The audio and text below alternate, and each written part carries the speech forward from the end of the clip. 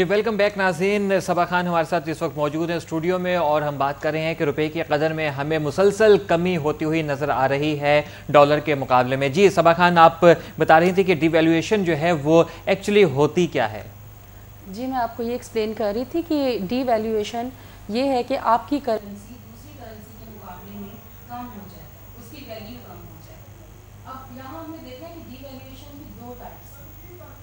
Normally जो पहली type है उसमें एक मुल्क अपनी करेंसी को खुद डिवैल्यू करता है। वो इसलिए करते हैं कि कुछ ट्रेड बेनिफिट्स लिए जा सकें। जब आपकी करेंसी डिवैल्यू होती है तो एक्सपोर्ट्स बहुत अट्रैक्टिव हो जाती हैं, एक्सपोर्ट्स चीप हो जाती हैं। तो ये ट्रेड बेनिफिट्स लेने के लिए कुछ मुल्क अपनी करेंसी को डीवैल्यू करते हैं और ये प्रैक्टिस अमेरिका में भी रही है, चाइना में है, इंडिया में है, कोरिया में है, इवन के पाकिस्तान में भी एक दफ़ा इस तरह डीवैल्यूएशन की गई थी और कोरियन मार्केट को कैप्चर किया गया था। लेकिन एक दूसरी शेप डीवैल्यूएशन की जो है वो मार्केट फोर्सेस हैं जो एक्सचेंज रेट को इफ़ेक्ट करती हैं। वो मार्केट फोर्सेस क्या हैं?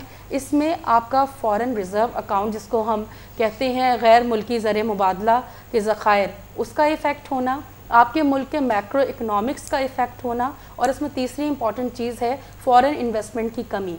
सबसे पहले मैं आपको यहाँ एक्सप्लेन कर दूँ कि मैक्रो इकनॉमिक्स क्या है एक मुल्क के। मैक्रो इकनॉमिक्स को हम नेशनल इकोनॉमी का पूरा स्ट्रक्चर और बिहेवियर के तौर पे देखते हैं, जिसमें अनएम्प्लॉयमेंट भी आ जाती है, इन्फ्लेशन भी आती है, इसमें इन्वेस्टमेंट्स भी आती हैं, इंटरनेशनल ट्रेड भी आ जाती है। तो जितनी भी आपके यहाँ पे इकनॉमिक इंडिकेटर्स हैं वो मैक्रो इकनॉमिक्स में आ जाते हैं। जब आपके मैक्रो इकनॉमिक्स पे, फॉरेक्स रिजर्व्स पे और फॉरेन इन्वेस्टमेंट पे बैड इफ़ेक्ट्स आते हैं, नेगेटिव इफ़ेक्ट्स आते हैं, तो आपकी करेंसी डीवैल्यू होती है। इस वक्त पाकिस्तान में जो करंट सिचुएशन है ये सेकंड कैटेगरी में है कि हमारा एक्सचेंज रेट इसलिए अफेक्ट हुआ है कि मैक्रो इकनॉमिक कंडीशन हमारी अच्छी नहीं है।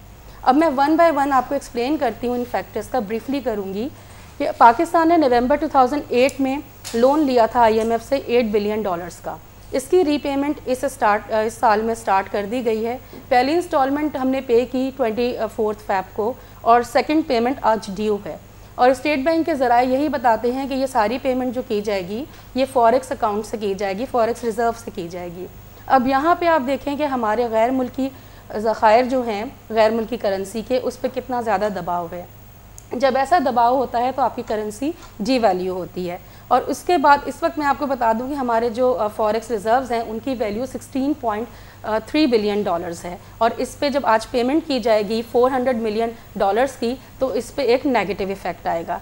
और इसमें इम्पॉर्टेंट चीज़ ये है, जिस तरह हमने अभी फ़ॉरेन इन्वेस्टमेंट की बात की, फ़ॉरेन डायरेक्ट इन्वेस्टमेंट इस करंट ईयर में पाकिस्तान में 66.5% से कम हुई है।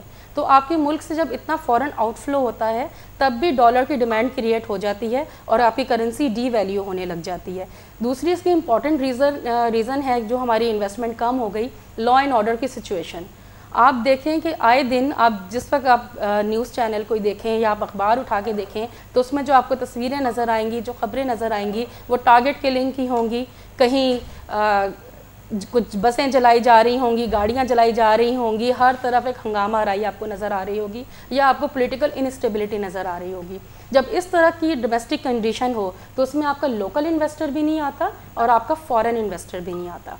फॉरेन इन्वेस्टमेंट के बाद अगर हम ट्रेड की बात करें, आप ट्रेड डेफिसिट को देखिए। करंट फाइनेंशियल ईयर के अगर हम 10 माह को देखते हैं, इसमें ट्रेड डेफिसिट $17.65 बिलियन हो गया है, जो कि लास्ट ईयर से अगर आप कंपेयर करें तो 45% ज़्यादा है। जबकि इस साल के लिए हुकूमत ने टारगेट रखा था 14.5 बिलियन का, जो कि हमने एक्सीड कर लिया 10 महीने में। इसके साथ ही आप एक्सपोर्ट्स को देखें, वो 19.39 बिलियन की हैं और ये पिछले साल की निस्बत 3.5% इसमें कमी है। इसमें दो बहुत इंपॉर्टेंट रीज़न्स हैं इस एक्सपोर्ट्स में कमी होने की वजह से। एक, हमारे मुल्क में एनर्जी क्राइसिस, बदतरीन बहरान है हमारे मुल्क में तवानाई का। दूसरी इंपॉर्टेंट रीज़न है कि अगर हम ग्लोबली देखें तो सारी दुनिया में एक फाइनेंशियल क्राइसिस है। उसकी वजह से हर मुल्क की इकोनॉमी में थोड़ी सी उसकी स्पीड कम हो गई है, उसका GDP इफेक्ट हो रहा है। इसकी वजह से हमारी बरामदाद में कमी आई है। लेकिन उसके ऑपोजिट साइड पे जब हम देखते हैं, इंपोर्ट्स में बहुत ज़्यादा इजाफा हुआ है। ईयर ऑन ईयर बेसिस पे देखें तो 14.8% का इजाफा है और हमारा इंपोर्ट बिल $37 बिलियन का है इस वक्त। जिसमें 1/3 कंट्रीब्यूशन है ऑयल इंपोर्ट बिल का, जो इस वक्त $12.58 बिलियन का है, और अगर हम उसको ईयर ऑन ईयर बेसिस पे देखते हैं तो उसमें 43.5% का इजाफा है। तो जब इतनी ज़्यादा आपके पास इतने नेगेटिव आपको यहाँ पे इम्पैक्ट नज़र आ रहा है, ट्रेड का, FDI नहीं आ रही, तो उससे क्या होगा कि आपका करंट अकाउंट डेफिसिट बढ़ेगा, जो इस वक्त बढ़ के $3.4 बिलियन तक जा चुका है। इन सारी वजूहात की बिना पे जो आपका बैलेंस ऑफ पेमेंट है वो बहुत ज़्यादा इफेक्ट होता है, और जब बैलेंस ऑफ पेमेंट इफेक्ट होता है तो आपकी करेंसी ऑटोमेटिकली डीवैल्यू होती है। यहाँ मैं आपको एक बहुत इंपॉर्टेंट रीज़न बताती हूँ जिसको लोग नज़रअंदाज कर देते हैं। हमारे मुल्क में इस हुकूमत ने 4 साल में बहुत ज़्यादा एक्स्ट्रा करेंसी प्रिंट की है। अभी भी अगर डेली बेसिस पे आप देखें, हुकूमत अखराजात पूरे करने के लिए 3 से 4 बिलियन रुपए के जो करेंसी नोट है वो छाप रही है। तो जब आप अपनी रियल GDP ग्रोथ से ज़्यादा जाते हैं, प्रोडक्शन से ज़्यादा आप करेंसी नोट प्रिंट करने लग जाते हैं, तो उससे भी आपकी करेंसी डीवैल्यू होती है और आपके मुल्क में इन्फ्लेशन आती है। अच्छा, यहाँ पर ये आपने ब्रीफली तो ये बता दिया कि डॉलर के मुकाबले में रुपये की कदर जो है उसमें जो कमी की क्या वजूहात है और उसके असरात जो है वो क्या पड़ सकते हैं। हमारे मुल्क की जो मईशत है इसके ऊपर, स्पेसिफिकली हमारे मुल्क की मईशत के ऊपर क्या इसके असरात मुरतब होंगे? देखिए, सबसे पहले तो डीवैल्यूएशन से इंटरनेशनल मार्केट में आपकी क्रेडिट रेटिंग कम हो जाती है, जो पाकिस्तान की कम हो रही है। दूसरी चीज़ ये कि जो हमारा डेट बर्डन है उसकी वैल्यू इंक्रीज़ हो जाती है। उसको आप इस तरीके से समझिए कि अब आपको ज़्यादा रुपए चाहिए होंगे डॉलर में कन्वर्ट करने के लिए, जो आपने आगे IMF को पे करने हैं। दूसरा, इसकी वजह से आपका बैलेंस ऑफ पेमेंट बहुत ज़्यादा इफेक्ट हो जाता है। फिर आपकी इंपोर्ट्स बहुत एक्सपेंसिव हो जाती हैं। इंपोर्ट एक्सपेंसिव होने की वजह से आप जो रॉ मटेरियल इंपोर्ट कर रहे हैं, जो मशीनरी इंपोर्ट कर रहे हैं, वो भी एक्सपेंसिव हो गई। उसकी वजह से क्या हुआ कि जो आपकी इंडस्ट्रियल प्रोडक्शन है, आपकी प्रोडक्शन कॉस्ट ज़्यादा हो गई। जब आपकी कॉस्ट ज़्यादा हो गई तो जब वही प्रोडक्ट मार्केट में आएगा तो उसकी कीमत भी बढ़ जाएगी। अल्टीमेटली क्या होगा कि इन्फ्लेशन बढ़ेगी। यहाँ इंपॉर्टेंट एक और बहुत हमारे पास फैक्टर है ऑयल इंपोर्ट बिल, जो बहुत ज़्यादा है। अभी मैंने आपको बताया कि $12.58 बिलियन का इस दफ़ा का हमारा इंपोर्ट बिल है, और पूरा साल जब भी ख़त्म हो जाएगा, अभी 2 माह रहते हैं फाइनेंशियल ईयर में, तो ये एक्सपेक्ट किया जा रहा है कि $14.5 बिलियन का ये बिल होगा। और अभी इंटरनेशनल मार्केट में ऑयल प्राइसेस कम हो गई हैं। अगर आप WTI को देखें तो ये $91 पर बैरल पे ट्रेड कर रहा है, और अगर ब्रेंट ऑयल को देखें तो 106 के अराउंड पर बैरल ये ट्रेड कर रहा है। तो अभी ऑयल प्राइसेस कम हो गई हैं, तब आपका जो टोटल इंपोर्ट ऑयल बिल बनेगा वो $14.5 बिलियन का बनेगा। तो ये बहुत ज़्यादा प्रेशर आएगा आपकी इकोनॉमी के ऊपर। और दूसरी चीज़, जहाँ मैं आपसे महंगाई की बात कर रही हूँ, हमारी हर चीज़ ऑयल से रिलेटेड है।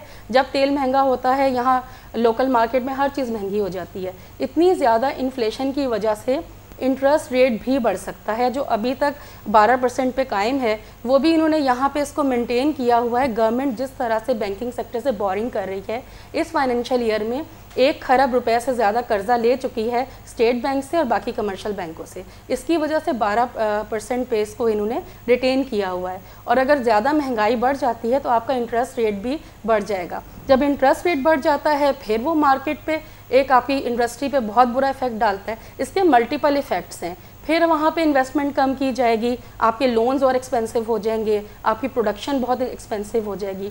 तो ओवरऑल डीवैल्यूएशन जो है वो बहुत ज़्यादा नेगेटिव इफेक्ट डालती है आपकी इकोनॉमी पे। ठीक है। एक पॉजिटिव इफेक्ट है शबी, जो मैं आपको बताना चाहती हूँ, वो ये कि यहाँ पे आपकी एक्सपोर्ट्स चीप हो जाएंगी। एक्सपोर्ट्स चीप हो जाएंगी यानी वो मार्केट के लिए, फॉरेन इन्वेस्टर्स के लिए बहुत अट्रैक्टिव हो जाएंगी। तो उसके लिए स्ट्रैटेजी ये है कि यहाँ एक्सपोर्ट वॉल्यूम को बढ़ाया जाए, ताकि इसके जो मनफी असरात हैं डीवैल्यूएशन के, आप उसको ख़त्म कर सकें। ठीक है। अच्छा, एक और चीज़ मैं यहाँ पे आपसे डिस्कस करना चाहूँगा। पाकिस्तान ने IMF की जो है वो किस्त आज जमा करवानी है। ठीक है, IMF की किस्त जमा करवाने से चंद रोज़ पहले से जो डॉलर है उसकी कदर में इजाफा होना शुरू हो गया, रुपये की कदर में जो है वो कमी होना शुरू हो गई। क्या हम, चूँकि पाकिस्तान का दोस्त तो कोई नहीं है, दुश्मन सारे हैं, क्या हम इसको इस तरीके से ले सकते हैं कि पाकिस्तान को मुआशी तौर पर मज़ीद से मज़ीद अबतर सूरत हाल में धकेलने के लिए, मुआशी तौर पर उसको जो है वो कमज़ोर करने के लिए आर्टिफिशली डॉलर की जो कदर है उसमें इजाफा किया जा रहा है, ताकि जब IMF का कर्जा इन शेप ऑफ डॉलर दिया जाए तो रुपीज़ जो है वो ज़्यादा उसमें जो है वो खर्च होंगे और पाकिस्तान की मीशत को नुकसान होगा। आर्टिफिशली भी क्या मुमकिनात में से है कि डॉलर की कीमत को बढ़ाया जा सकता है? जी बिल्कुल बढ़ाया जा सकता है। और आप जिस तरह देखें पाक अमेरिकन रिलेशंस जैसे इफेक्ट हुए हैं, तो इसका भी बहुत ज़्यादा इम्पैक्ट आया हमारी इकोनॉमी पे। और डॉलर को तो मैनिपुलेट किया जा सकता है, ऐसी बात नहीं। हमारी लोकल मार्केट में भी बहुत से मनी एक्सचेंजर्स ऐसे हैं, ये रहमान मलिक साहब ने भी लास्ट टाइम इसको आइडेंटिफाई किया था कि कुछ मनी एक्सचेंजर्स हैं, कुछ बैंकर्स ऐसे हैं जो स्पेकुलेशन कर रहे हैं, जो आर्टिफिशियल डिमांड क्रिएट कर रहे हैं डॉलर की, और इसकी वजह से इसकी कीमत ऊपर जा रही है। तो ये तो आप सही कह रहे हैं, ये फैक्टर मौजूद है मार्केट में। Okay, right. अच्छा, ये है कि रुपए की कदर के जो इस्तेहकाम है उसके लिए कोई हल हमारे पास ऐसा है कि रुपए की कदर में जो है वो इस्तेहकाम किसी सूरत रहे, कोई फार्मूला, कोई कुलिया या कोई हमारा आयन की शेख, कोई कुछ भी कि हम रुपए की कदर को है वो स्टेबल कर लें? देखिए, अभी आज जब हम इस डीवैल्यूएशन पे डिस्कशन कर रहे हैं तो अभी डॉलर की कीमत 92 रुपये से 93 रुपये के दरमियान है, 92 से 93 के बीच में। लेकिन ये यहाँ पे रुकेगी नहीं, आज पेमेंट ड्यू है। इसके बाद आप देखिए कि 30 जून को 109 मिलियन रुपीज़ की मिलियन डॉलर्स की थर्ड इंस्टॉलमेंट IMF को पे करनी है। इसके साथ कुछ और भी लोन की पेमेंट होनी है जो 29 मिलियन डॉलर्स के होंगे। तो ये सारी पेमेंट आपने 30 जून तक करनी है। उसकी वजह से भी आपके फॉरेन रिजर्व्स पे बहुत ज़्यादा प्रेशर रहेगा, क्योंकि पैसे देने तो हमने अपने ख़जाने में से निकाल के हैं, हमारे पास कोई एक्स्ट्रा अर्निंग हो नहीं रही है, कोई फॉरेन इन्वेस्टमेंट नहीं आ रही, इनफ्लोज नहीं है, तो देने तो हमने अपने रिजर्व्स में से निकाल के है, तो रिजर्व्स पे इसी तरह से प्रेशर रहेगा। और मैं आपको ये बता दूं कि जो हमारा आने वाला साल है, करंट फाइनेंशियल ईयर जो 1 जुलाई से स्टार्ट हो जाएगा 2012 एंड 13, उसमें भी हमने 2.6 बिलियन डॉलर्स की पेमेंट करनी होगी। तो अगर हम ये सोच रहे हैं कि आज हमारी करेंसी थोड़ी सी स्टेबल हो जाएगी, तो ये मुश्किल है, क्योंकि थ्रू आउट ये प्रेशर हमारी इकोनॉमी पे रहेगा। और आप ये भी देख लें कि जून तक एक एक्सपेक्टेशन है कि 95 रुपीज़ से लेके 100 रुपीज़ तक एक डॉलर की कीमत जा सकती है, जो कि बहुत ही अलार्मिंग सिचुएशन है हमारी इकोनॉमी के लिए। जी ठीक है। जब हम इसके सोल्यूशंस की तरफ आते हैं तो एक बहुत ही एक शॉर्ट टर्म सोल्यूशन है, आप वेरी शॉर्ट टर्म इसको कह सकते हैं।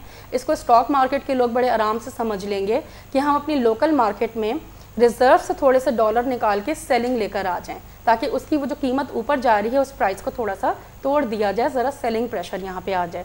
दूसरी चीज़ जो मैंने शॉर्ट टर्म में अभी आपके साथ मेंशन की है कि जो ऐसे मनी एक्सचेंजर्स हैं या बैंकर्स हैं उनको कंट्रोल किया जाए, तो आप देखिएगा कि रुपए की कीमत थोड़ी सी यहाँ पे संभलेगी। लेकिन इसके लिए बाकी medium to long term solutions हैं जिन पे काम करना होगा। सबसे पहली चीज़, इंडस्ट्रियल प्रोडक्शन को बढ़ाएं। उसके बढ़ाने के लिए इम्पॉर्टेंट है कि इंडस्ट्रीज़ को सॉफ्ट लोन भी दिए जाएं, लेकिन सबसे बड़ा उनका इशू है एनर्जी क्राइसिस। उनको गैस उसी तरह बहाल की जाए जिस तरह उनको पहले मिला करती थी, उनके पास एनर्जी क्राइसिस के ऐसे कोई इश्यूज़ ना आए। इसकी मैं आपको एग्जांपल देती हूँ कि टेक्सटाइल सेक्टर जो इस वक्त बैकबोन है हमारी इकोनॉमी की, पिछले 6 माह से वो इसी क्राइसिस का शिकार है कि उसको एनर्जी नहीं प्रोवाइड की जा रही, गैस नहीं प्रोवाइड की जा रही। सदर जरदारी साहब के एक ऑर्डर पे गैस प्रोवाइड की गई उनको, और अगर आप मार्च टू अप्रैल का अगर कंपैरिजन करें तो 1 महीने के बीच में 10% एक्सपोर्ट्स इंक्रीज़ हो गई। उस गैस की बहाली की वजह से उनकी प्रोडक्शन इंक्रीज़ हुई और 1 महीने के अंदर 10% आपकी टेक्सटाइल एक्सपोर्ट्स में इजाफा हुआ है। तो अगर इस तरह उनको प्रॉपरली एनर्जी मिलती रहे, गैस मिलती रहे, तो आप देखें फिर हमारी एक्सपोर्ट्स कहाँ पे जा सकती हैं। और इस वक्त हमें अपनी इंडस्ट्रियल प्रोडक्शन को बढ़ाने की और एक्सपोर्ट्स को बढ़ाने की ही ज़रूरत है। जहाँ एक्सपोर्ट्स की मैं बात कर रही हूँ, वहाँ जिस तरह मैंने आपको पहले बताया कि एक्सपोर्ट्स बहुत चीप हो गई हैं, तो प्रॉपर मार्केटिंग के थ्रू आप एक्सपोर्ट का वॉल्यूम बढ़ाएं।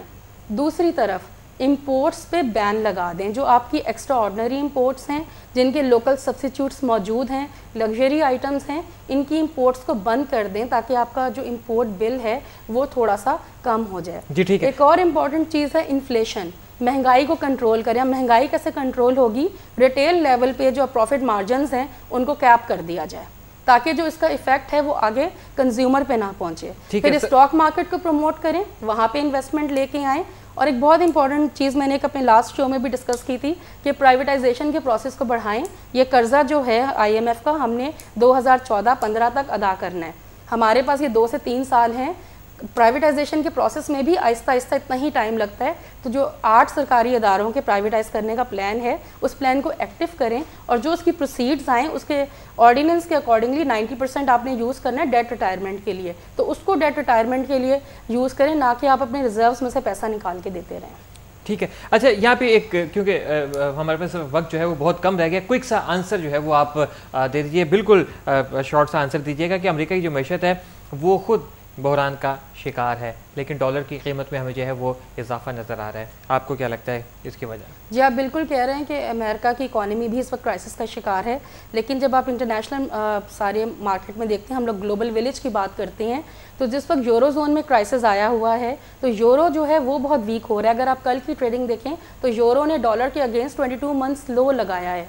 तो इस तरह डॉलर उसलिए स्ट्रांग होता जा रहा है कि यहाँ पे यूरो की वैल्यू कम हो रही है। दूसरी तरफ आप देखें कि कमोडिटी मार्केट में भी बहुत ज़्यादा प्रेशर आया है यूरो जोन क्राइसिस की वजह से। गोल्ड की प्राइस कम हुई है। लास्ट वीक आप देखेंगे $1500 के पास गोल्ड की प्राइस पहुंची है। इसी तरह ऑयल की प्राइस भी कम हुई है।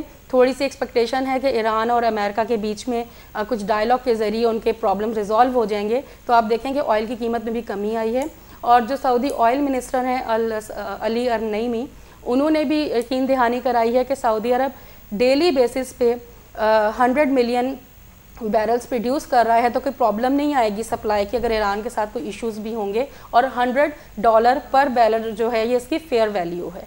तो आप देख लें, जब कमोडिटी मार्केट में प्रेशर है, स्टॉक्स में प्रेशर है, तो इस वक्त इन्वेस्टर्स के लिए जो सेफ हेवन है वो अमेरिकन डॉलर है। तो US डॉलर इसीलिए आपको यहाँ पे बहुत स्ट्रॉन्ग नज़र आ रहा है। जी ठीक है, बहुत बहुत शुक्रिया आपका सबा खान हमें ज्वाइन करने का, और इस एक सेंसिटिव इशू पे जो है वो इतनी डिटेल जो है वो गुफ्तगू करने का। नाज़रीन, कोशिश की कि बिल्कुल ही बारीक बीनी से जो है वो हम जायज़ा ले सकें तमाम पहलुओं का, कि डॉलर की कदर में जो मुसलसल इजाफा हो रहा है और रुपये की कदर में जो मुसलसल कमी हो रही है, इसके पीछे क्या बुनियादी वजूहात हैं और इनके क्या क्या नुकसानात हैं, कहाँ कहाँ किस किस पहलू से हमें जो है वो नुकसान उठाना पड़ रहा है, और किस तरीके से हम ये जो डॉलर की बढ़ती हुई कदर है इसके नुकसानात से बच सकते हैं। शॉर्ट टर्म हमारे पास क्या प्लानिंग होनी चाहिए और लॉन्ग टर्म हमारे पास क्या प्लानिंग होनी चाहिए।